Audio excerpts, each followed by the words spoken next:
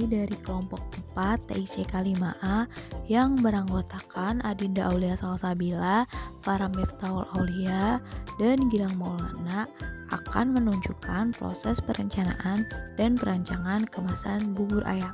Bubur ayam, makanan yang terbuat dari beras yang dimasak dengan banyak air, memiliki tekstur yang lembut, disajikan dengan kuah kari dan kecap, ditambah berbagai macam topping seperti irisan daging ayam, taburan bawang goreng, seledri, kacang tanah goreng, cakwe, kerupuk, dan banyak lagi.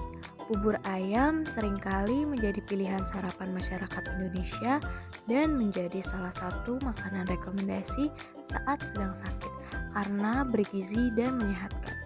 Bubur ayam dikemas dengan styrofoam berwarna putih polos dan berbentuk persegi panjang. Kalian tahu gak sih styrofoam bisa menyebabkan kanker loh? Berdasarkan sumber dari WHO, styrofoam mengandung benzen dan stiren yang telah dibuktikan dapat menyebabkan penyakit kanker. Zat stiren ini dapat berpindah dan mengkontaminasi bubur dikarenakan 3 hal, yaitu suhu bubur ayam yang cukup tinggi, lamanya kontak bubur dengan styrofoam, tingginya lemak pada makanan. Dimulai dari proses pengumpulan sampel. Kami mengumpulkan 30 sampel kemasan yang didapatkan dari referensi internet. Pengumpulan sampel kemasan ini berguna untuk memberikan gambaran elemen desain kemasan yang diinginkan. Selanjutnya, pengumpulan kata kanse. Tahap ini merupakan tahap krusial karena kata-kata yang dihasilkan pada tahap ini menginterpretasikan perasaan konsumen sehingga konsep desain yang dihasilkan sesuai dengan voice of customer terhadap produk. Kata kanse dihasilkan melalui kuesioner dan wawancara langsung kepada 30 responden menggunakan metode purposive sampling, di mana dipilih responden dengan kriteria yang ditentukan. Diperoleh sebanyak 100 kata-kata kanse yang kemudian diredukasi kembali menjadi 40 kata kanse beserta antonim seperti pada tabel berikut. Kuesioner semantik diferensial. Tahap ini dilakukan untuk mengevaluasi sampel dan kata kanse dengan kuesioner semantik dengan minimal 30 responden melalui website Question Pro. Isi kuesioner berisi kata kanse dan antonimnya yang berjumlah 40 dengan 31 sampel. Berikut dokumentasi dari pengisian kuesioner semantik diferensial. Hasil kuesioner kemudian diolah dengan Excel.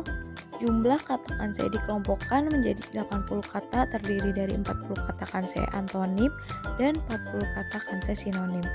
Kemudian dicari nilai maksimal dan minimal. Analisis data prinsipal komponen atau PCA. Data hasil kuesioner kemudian diolah dengan metode PCA melalui software program R. Hasil running PCA kemudian dianalisis dengan 3 metode, yaitu yang pertama ada standard deviation. Didapatkan satu PC dengan nilai standar deviasi terbesar yaitu 5,4828. Yang kedua, cumulation of proportion of variance. PC1 memiliki nilai kumulatif proportion lebih dari 80%, yaitu sebesar 96,97%. Yang ketiga, metode Kaisar. Dapat dilihat bahwa hanya ada satu variasi komponen utama yang perlu dipertahankan dengan nilai lebih dari 1, yaitu PC1 dengan nilai 5,48. Berikut merupakan grafik persebaran kanse word. Kata kanse terluar merupakan kata kanse yang terpilih seperti pada gambar yang ditandai. Dari hasil analisis tersebut diperoleh konsep desain terpilih. Hasil kata kanse positif yang pertama, kemasan ramah lingkungan, yang kedua, tidak mudah rusak, yang ketiga, kemasan estetik, yang keempat, kemasan tidak monoton, yang disimpulkan bahwa konsep desain trendy. Hasil kata kanse negatif yang pertama, kemasan food grade, yang kedua, kemasan ready to eat, yang ketiga, kemasan simple, yang keempat, kemasan ringan. Disimpulkan bahwa konsep desain fungsional.